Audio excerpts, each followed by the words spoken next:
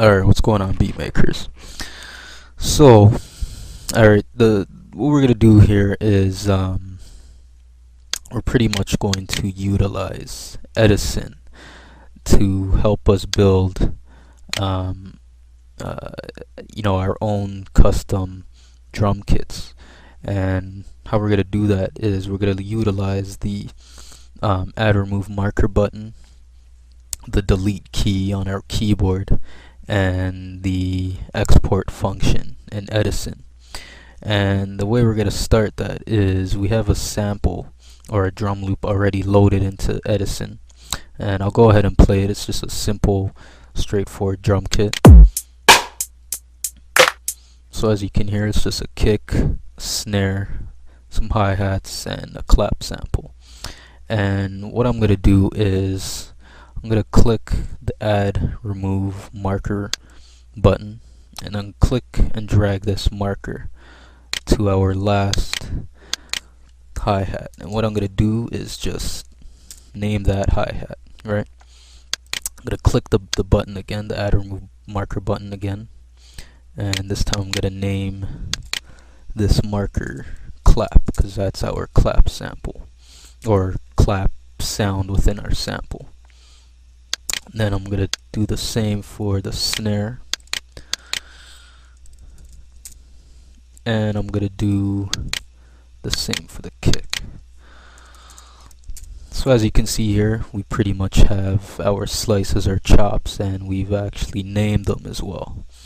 Alright, and of course you can see the benefit in that.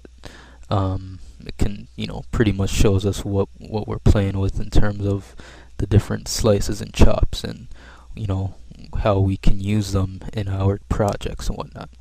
So the next thing we're going to do is actually delete these extra hi-hats, because we already have a hi-hat list named right here.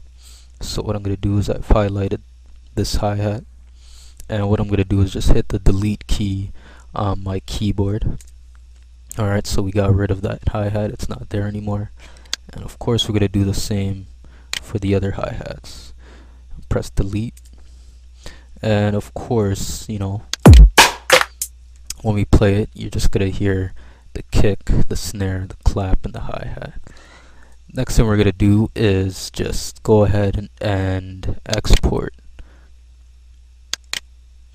And as you can see here, we just have a save as dialog.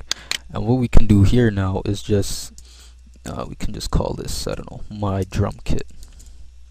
Right, my drum kit. I'm gonna save that. And now what we can do is I've actually mapped that particular directory to our browser. So now if we go down here, you got simple.com drums, and what I can do now is I'll actually see my drum kit, the clap, which is that's the clap right there, and I'm clicking on it right here. Got the hi-hat,